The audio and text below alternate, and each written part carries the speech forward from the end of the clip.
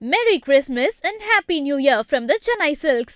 Let the celebrations begin. Malli, malli, malli, malli, malli.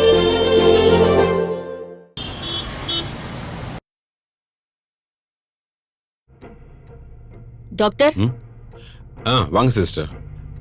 அந்த 201 diabetic பேஷண்ட்டுக்கு insulin போட சொன்னனே போட்டீங்களா? டாக்டர். அப்புறம் 501 வித்யாங்கிற பேஷண்ட்டுக்கு பிரஷர் பார்க்க சொன்னனே பாத்துட்டீங்களா?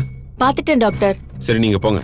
டாக்டர், அந்த ஹெட் இன்ஜுரி பேஷண்ட் ரேணுகா அவங்களுக்கு ஒரு இன்ஜெக்ஷன் போடணும்னு சொன்னீங்களே, போய் போட்டு வந்துட்டுமா? இல்ல வேண்டாம், அவங்கள நான் பாத்துக்கிறேன், நீங்க பாத்துக்க வேண்டாம். ஒரு டவுட் டாக்டர். என்ன? அந்த ரேணுகா பேஷண்ட்டுக்கு ஆபரேஷனுக்கு முன்னாடியே எல்லா டெஸ்டும் எடுத்துட்டோம். அப்பவே அவங்களுக்கு நார்மல்னு வந்துருச்சு. இப்ப எதுக்கு மறுபடியும் எடுக்கிறோம்? ஏன் ஒரு டெஸ்ட் எடுக்கணும்னா உங்ககிட்ட சொல்லிட்டு தான் பண்ணணுமா? இல்ல டாக்டர், வழக்கமா சொல்லுவீங்க, அதான் கேட்டேன். அந்த டெஸ்ட் எடுங்க, நான் சொன்னதை மட்டும் செஞ்சா போதும். Okay doctor.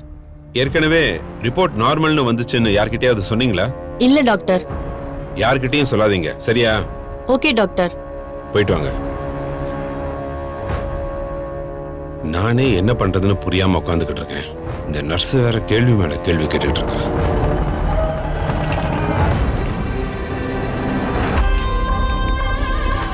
Hello mister Kannan. Sir, என்ன பண்ணிட்டு இருக்கீங்க? கொஞ்சம் ரிப்போர்ட்லாம் பார்க்க வேண்டியது இருக்கு, அதான் சார் பார்த்துக்கிட்டு இருந்தேன். நம்ம பேஷண்ட் ரேணுகா நார்மல்னு இன்ஃபார்ம் பண்ண வேண்டியது இருக்கு. அவளை டிஸ்சார்ஜ் பண்ணி வீட்டுக்கு அனுப்ப வேண்டியது இருக்கு. அந்த வேலையெல்லாம் பண்ணாம வேற வேலையை பார்த்துட்டு இருக்கீங்க. சார், நீங்க சொன்னீங்கன்னு நிறைய டெஸ்ட் கொடுத்துருக்கேன். அந்த ரிப்போர்ட்ஸ் எல்லாம் வர வேண்டாமா?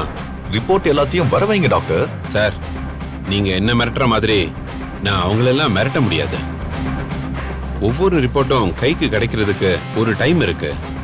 அதுபடி பண்ணாதான் நாளைக்கு எந்த பிரச்சனையும் இல்லாம நம்ம தப்பிக்க முடியும் சார். அதனால கொஞ்சம் வெயிட் பண்ணுங்க. அப்ப எப்பதான் அவளை வீட்டுக்கு அனுப்ப போறோம் கண்ணன்? ரேடியாலஜிஸ்ட் நாளைக்கு காலையில வந்துருவாரு. அவர்கிட்ட பேசிட்டு நான் டைம் சொல்றேன் சார்.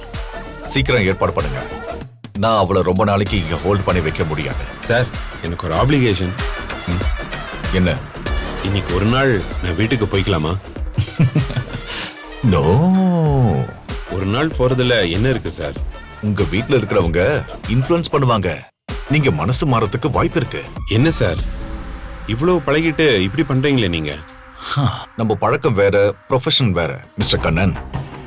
இங்கே இருந்து எனக்கு வேண்டியதெல்லாம் முடிச்சு கொடுத்துட்டு ரேணுகா டிஸ்சார்ஜ் ஆனதுக்கு அப்புறம் தான் நீங்க வீட்டுக்கு போறீங்க. அது வரைக்கும் நம்ம 2 பேருக்கும் இதுதான் ஹோம். நீங்க உட்காருங்க. உட்காருங்க.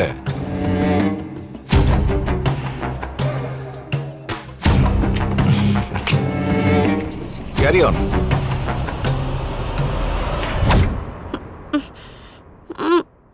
கொண்டா மேனா மினிக்கிங்க மாதிரி ஆடி எசிச்சுக்கிட்டு வராளு. பொடி கழுவுங்க இதெல்லாம்.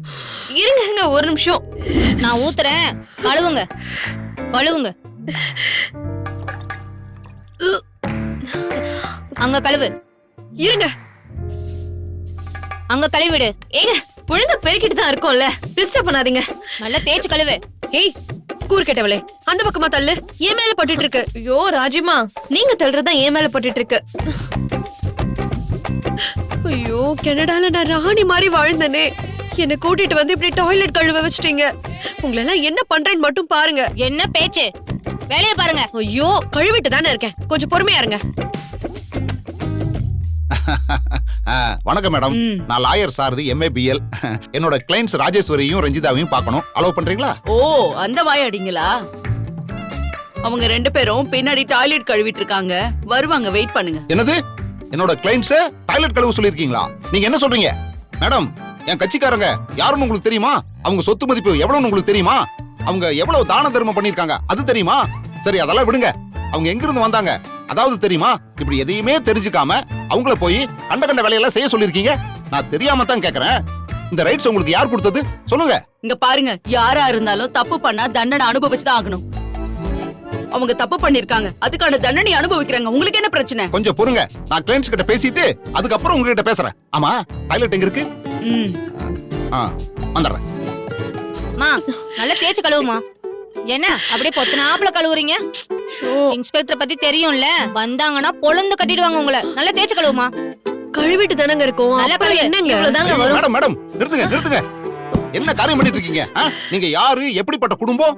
உங்களை போய் இப்படி டாய்லெட் கழுவி விட்டாங்களே, இது அந்த கடவுளுக்கே அடுக்காது மேடம்.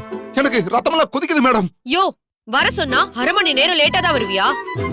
இப்ப வந்து என்னமோ பெரிய வீரவசனம் எல்லாம் பேசிட்டு இருக்க. நீ மட்டும் சொன்ன நேரத்துக்கு வந்திருந்தா இந்த அசிங்கம் எல்லாம் நடந்திருக்குமா? நீங்க என்ன மேடம் சொல்றீங்க? டிராபிக் ஹெவியா இருந்துச்சு மேடம். நீங்க வாங்க மேடம், உங்களை ஒரு நிமிஷத்துல எப்படி வெளிய எடுக்கிறேன்னு பாருங்க. வாங்க. என்ன விளக்கமாற கீழே போட்டீங்க? இன்னும் கழுவியே முடிக்கலையே. ஹலோ, என்னோட கிளைண்ட்ஸ் எதுக்கு கழுவணும்? அவங்க இந்த வேலையெல்லாம் பார்க்க மாட்டாங்க. எதுவா இருந்தாலும் சட்டப்படி கோர்ட்ல பாத்துக்கிறோம்.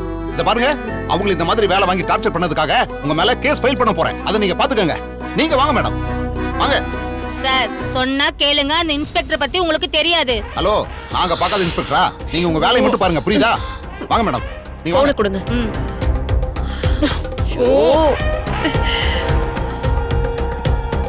வாங்க மேடம், வாங்க. Madam, what is this? Highly ridiculous. நீங்க பண்ணிட்டு இருக்கிற காரியம் ரொம்ப அநியாயமாவல இருக்கு. யாருக்கு என்ன தண்டனை கொடுக்கறங்கிற விவசாயே உங்களுக்கு இல்லையா? இவங்களோட அந்தஸ்து என்ன? இவங்கள போய் கண்ட வேலையெல்லாம் செய்ய சொல்லிருக்கீங்க. ஆமா, இவங்களோட சொத்து மதிப்பு என்னன்னு உங்களுக்கு தெரியுமா? நான் என்ன இன்கம் டாக்ஸ் ஆபீசரா? சொத்து மதிப்பை பத்தி என்கிட்ட பேசுறீங்க?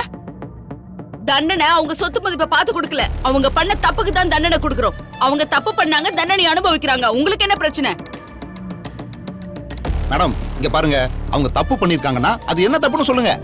சார்ஜ் ஷீட்டை கொடுங்க. நாங்க கோர்ட்ல என்ன பண்ணணுமோ அதை பார்த்து பண்ணிக்கிறோம். இது இல்லாம நீங்க எதுக்காக தண்டனை கொடுக்குறீங்க? அவங்க 2 பேரும் என்ன தப்பெல்லாம் பண்ணிருக்காங்கன்னு தெரியுமா? ஒரு அப்பாவி பொண்ணு மேல மர்டர் அட்டெம்ப்ட் கேஸ ஃப்ரேம் பண்ணிருக்காங்க. அத நேரடியா பார்த்தோம்னு பொய் சாட்சி சொல்லிருக்காங்க. அந்த பொண்ணை அரெஸ்ட் பண்ணலனா நடக்கிறதே வேறன்னு காவல்துறை அதிகாரிகளையே மிரட்டியிருக்காங்க. வீடியோக்கு மேல வீடியோவா அனுப்பி காவல்துறை அதிகாரிகளை வேலை செய்ய விடாம தொந்தரவு பண்ணிருக்காங்க. இப்ப அந்த பொண்ணு மல்லி எந்த தப்பு பண்ணலன்னு நிரூபணமாயிருக்கு. இவங்க 2 பேரும் சம்பந்தப்பட்ட இடத்துல இல்லன்னு நிரூபணமாயிருக்கு. போலீஸ் இவ்வளவு தூரம் மிஸ்கைட் பண்ணதுக்கு என்னென்ன தண்டனை இருக்குன்னு உங்களுக்கு தெரியும்ல. ஒவ்வொன்னுத்துக்கும் தனித்தனியா கேஸ் ஃபைல் பண்ணி சார்ஜ் ஷீட் போட்டுன்னு வைங்க. 4-5 வருஷத்துக்கு நீங்க கோர்ட்டுக்கு நடந்தேதான் ஆகணும். அவங்க கோர்ட்டுக்கு போட்டுமா இல்ல டாய்லெட் கழுவுட்டுமா? இங்க பாருங்க லாயர், அவங்க 2 பேரும் 2 நாள் கொடுத்த டார்ச்சர்ல செம டென்ஷன்ல இருக்க. அவங்க டாய்லெட்டை கழுவுனாங்கன்னா அதோட முடிஞ்சிரும். கழுவிட்டு போங்கன்னு விட்டுருவேன். அப்படி இல்லாம முரண்டு பிடிச்சாங்கன்னு வைங்க, எத்தனை செக்ஷன்ல கேஸ் போட முடியுமோ அத்தனையும் போட்டுருவேன். என்ன சொல்றீங்க? மேடம், என்ன மேடம் இது? உங்க மேல இருக்கிற கிரைம் ரேட்ஸ் அண்ணாபின்னால ஏறிக்கிட்டே இருக்கு. இதெல்லாம் கேட்டதுக்கு அப்புறம் எனக்கு அப்படியே தலை சுத்துது. அதனால நீங்க வேகமா போய் இந்த டாய்லெட்டை கழுவி முடிச்சிட்டு சட்டு புட்டுன்னு கிளம்பிடுவோம். அதான் நமக்கு சேஃப். யோ, இத சொல்லதான் நீ அவ்வளவு தூரம் அங்க இருந்து வந்தியா? நீ எல்லாம் ஒரு லாயராயா? உனக்கெல்லாம் வெக்கமாவே இல்ல? மேடம், முழுக்க நனைஞ்சதுக்கு அப்புறம் முக்காடு இதுக்குன்னு ஒரு பழமொழி இருக்கு, தெரியும்ல? ஏற்கனவே பாதி கழுவிட்டீங்கல்ல, இன்னும் கொஞ்சம் தான். மீதியும் கழுவிட்டீங்கன்னா அந்த வேலையும் முடிஞ்சிரும், உங்க மேல இருக்கிற கேஸும் முடிஞ்சிரும். என்னோட சர்வீஸை வச்சு சொல்றேன், இதை விட இந்த கேஸ் முடிக்கிறதுக்கு ஈஸியான சொல்யூஷனே இல்ல மேடம். யோ, இந்த வேலையை செஞ்சுட்டு கேஸ முடிக்கிறதுக்கு எனக்கு தெரியாதா? போய வெளியில. என் கண்ணு முன்னாடியே நீ கதை தொலைச்சிருவ சொல்லிட்ட போ. ஓ, வா.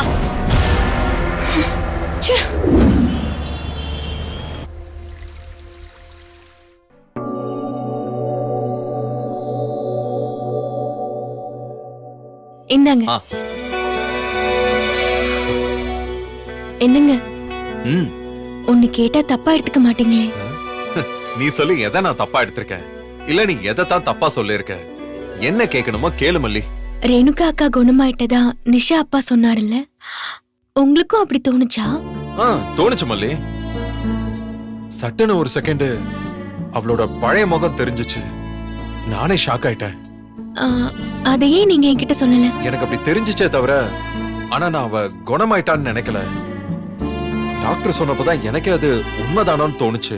அவ குணமாயிரணும் மல்லி. பாவம், நிறைய கஷ்டப்பட்டுட்டா. பாரு, அவ கண்ணு முன்னாடி பெத்த அப்பா, கூட பிறந்த தங்கச்சி, கட்டின புருஷன், பிறந்த குழந்தை, இவ்ளோ கோடி ரூபாய் சொத்து எல்லாமே இருக்கு. ஆனா எதையுமே அவளால உணர முடியல. இது எவ்வளவு பெரிய கொடுமை தெரியுமா?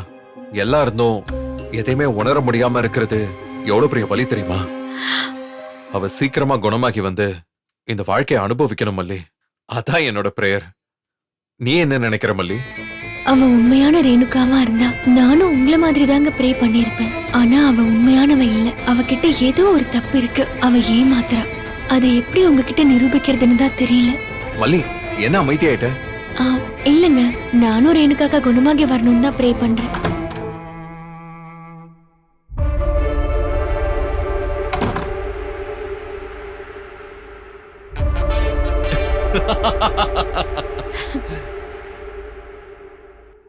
என்ன ராஜேஸ்வரி, இன்ஸ்பெக்டர் வெளியில விடாதீங்கன்னு சொன்ன, விட்டுட்டாங்களா?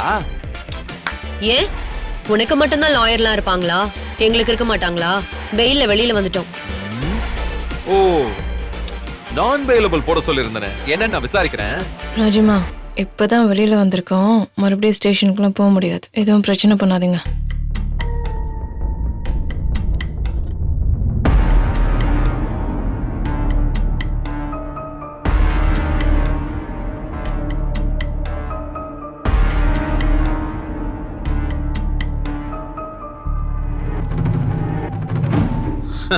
டேய், என்ன இந்த திங்ஸ் எல்லாம் எடுத்து இங்க வச்சிருக்கீங்க? உங்களுக்கே இந்த வீட்ல இடம் இல்ல, அப்புறம் உங்க திங்ஸ் மட்டும் எதுக்கு இங்க இருக்கணும்?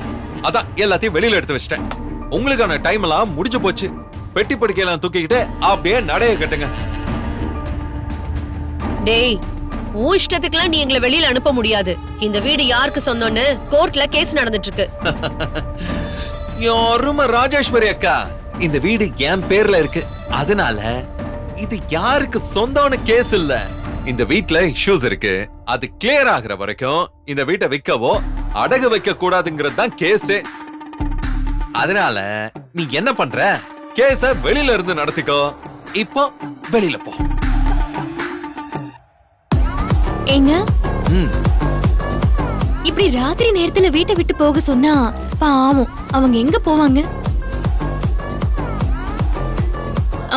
இன்னைக்கு ஒரு ராத்திரி இங்க இருந்துட்டு பகல்ல கிளம்பி போட்டோம்.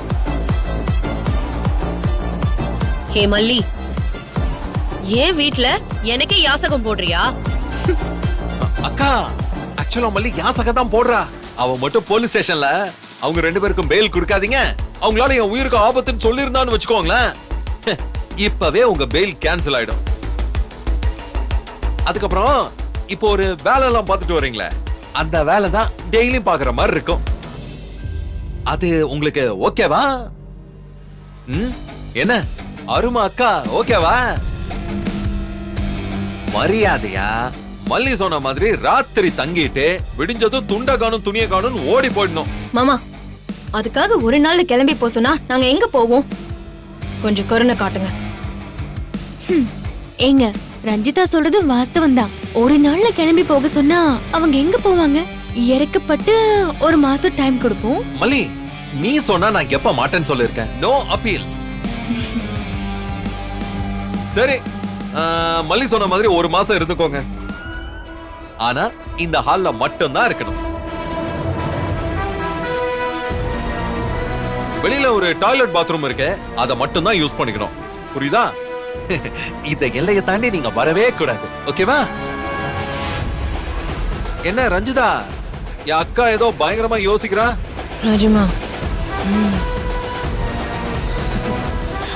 ஓகே மாமா. அது ரொம்ப டயர்டா இருப்பீங்க, நீங்க படுத்துக்கங்க. மல்லி, நம்ம போலாம் வா. இங்க பாரு ரஞ்சி, யாருமா அக்கா, நான் சொன்னதெல்லாம் ஞாபகம் இருக்குல்ல? இந்த எல்லையை தாண்டி நீங்க வரவே கூடாது. குட் கேர்ள்ஸா இருக்கணும். சரி மல்லி, வா போலாம். ஏங்க இருங்க. ரஞ்சி, சாப்பிட்டீங்களா ரெண்டு பேரும்? இல்லையா? சரி, கிச்சன்ல பழைய சாதம் இருக்கு, சாப்பிட்டுக்கங்க. ஏங்க, பாவம் இல்ல. சரி வா போலாம்.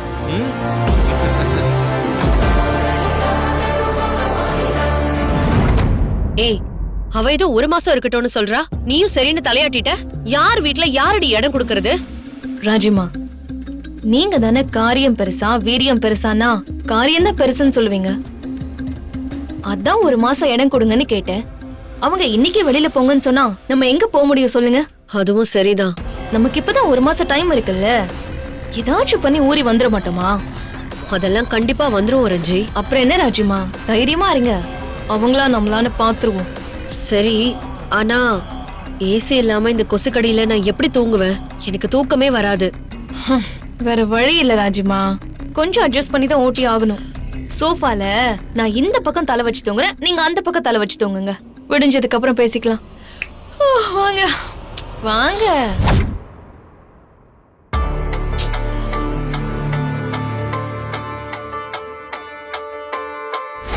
அவரும் அக்காவும் எப்படியெல்லாம் இருந்தாங்கன்னு பழசையெல்லாம் கேட்டு தெரிஞ்சுக்கிட்டு அவங்களுக்கு பிடிச்ச மாதிரியும் நீங்க சொன்ன மாதிரியும் ஒத்துமையா இருக்க போறத நினைச்சா அவ்வளவு சந்தோஷமா இருக்கு. நாம குணமாயிட்டோம்னு சொல்றதுல பெரிய பிரச்சனை இருக்கும் போல இருக்கே. ஒவ்வொருத்தரா கேள்வியா கேட்டு சாவடிச்சிருவாங்க போலயே. இது என்ன கிணறு வெட்டுற போத கிளம்புற கதையா? ஒவ்வொரு விஷயமா கிளம்பிக்கிட்டு இருக்கு. நான் பேசலாமா கூடாதா?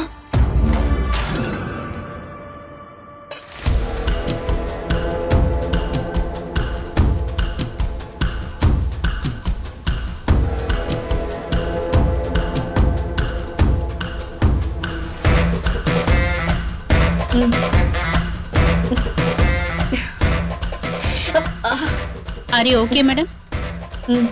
ஓகே.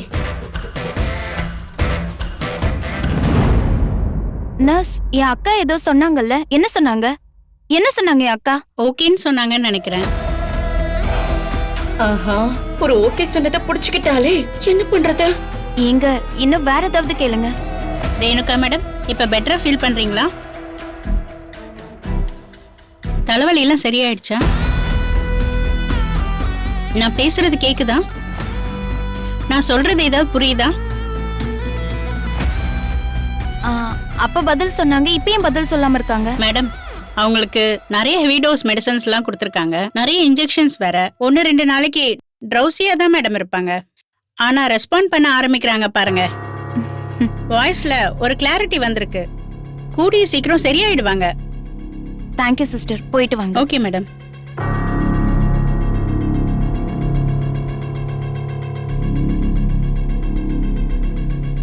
சீக்கிரமா பேசுக்கா. உன்கிட்ட என்னெல்லாம் கேட்கணும்னு காத்துட்டு இருக்கேன் தெரியுமா? எங்களை விட்டுட்டு அவ்வளோ நாள் நீ எங்க இருந்த, என்னெல்லாம் கஷ்டப்பட்ட, அதெல்லாம் நான் தெரிஞ்சுக்கணும்க்கா. சீக்கிரம் பேசுக்கா. ஆஹா, அந்த மல்லியும் நிறைய கேட்கணுங்கிறா, இந்த நிஷாவும் நிறைய கேட்கணுங்கிறா. குணமாயிட்டா பெரிய கஷ்டமோ? ஆஹா, என்ன பண்றது?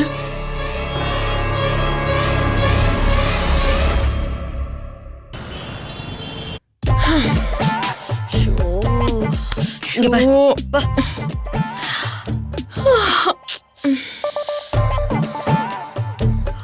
ஏன் ரஞ்சி, சமீபத்துல சனி பெயர்ச்சி ஏதாவது நடந்துச்சா? இல்லையே ராஜிமா. ஒருவேளை குரு பெயர்ச்சி அந்த மாதிரி ஏதாவது நடந்துச்சா? இல்லையே ராஜிமா, ஏன் கேக்குறீங்க? நல்லா தானே போயிட்டு இருந்தது நம்ம வாழ்க்கை. ஏசி ரூம்ல நல்லா பஞ்சு மெத்தையில தான் படுத்துக்கிட்டு இருந்தோம். திடீர்னு இப்படி கொசுக்கடியில படுக்கிற மாதிரி ஆயிடுச்சு. அதான் கேட்டேன். படு படு. ஏங்க, இந்நேரம் எங்க கிளம்பிட்டீங்க? ரேணுகா ஹாஸ்பிட்டல்ல இருக்கால்ல, நான் அங்க போகணும்ல. ஏங்க, அங்க நிஷா இருக்கால, அவ பாத்துக்க மாட்டாளா? அவ பாத்துப்பா. அங்க ஏதாவது எமர்ஜென்சினா பக்கத்துல ஒருத்தர் வேணாமா? இதோ பாருங்க, அது ஒண்ணும் சின்ன ஹாஸ்பிட்டல் இல்ல, பெரிய ஹாஸ்பிட்டல். எல்லாமே அங்க இருக்கு. அது மட்டும் இல்லாம ஒரு பொண்ணுக்கு பொண்ணு தானே துணையா இருக்க முடியும். நீங்க அங்க போனாலும் வராண்டால தான் படுக்க போறீங்க. அதுக்கு எதுக்கு போகணும்னு சொல்றீங்க? அப்படிங்கிற? ஆமாங்க. சரி, போய் தூங்கலானே. எப்படி அவனை மயக்கறான்னு பாரு. ராஜிமா, இந்த சாமர்த்தியம் தான் எனக்கு வர மாட்டேங்குது. எங்க எங்க எங்க? என்னாச்சு? அங்க குல்ஃபி போகுது. ஆமா, குல்ஃபி சவுண்ட். ஏங்க, எனக்கு குல்ஃபினா ரொம்ப பிடிக்கும். எனக்கு ஒன்னு வாங்கி தரீங்களா? உனக்கு பிடிக்கும்னா அத வாங்கி தரத தவிர வேற என்ன வேலை இருக்கு? இதோ ஒரே நிமிஷத்துல வாங்கிட்டு வரேன்.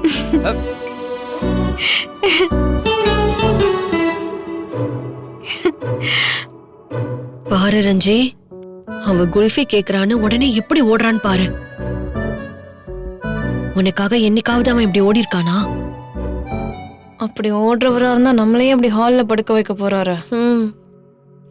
எல்லாத்துக்கும் அவனுக்கு இருக்குடி.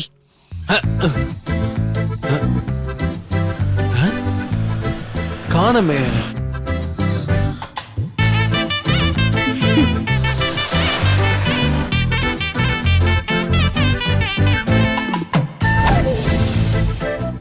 Merry Christmas and Happy New Year from the Chennai Silks. Let the celebrations begin. Merry Christmas and Happy New Year from the Chennai Silks. Let the celebrations begin. இந்த வீடியோ உங்களுக்கு பிடிச்சிருந்தா லைக் பண்ணுங்க, ஷேர் பண்ணுங்க, comment பண்ணுங்க. மறக்காம Saregama TV shows தமிழுக்கு subscribe பண்ணுங்க.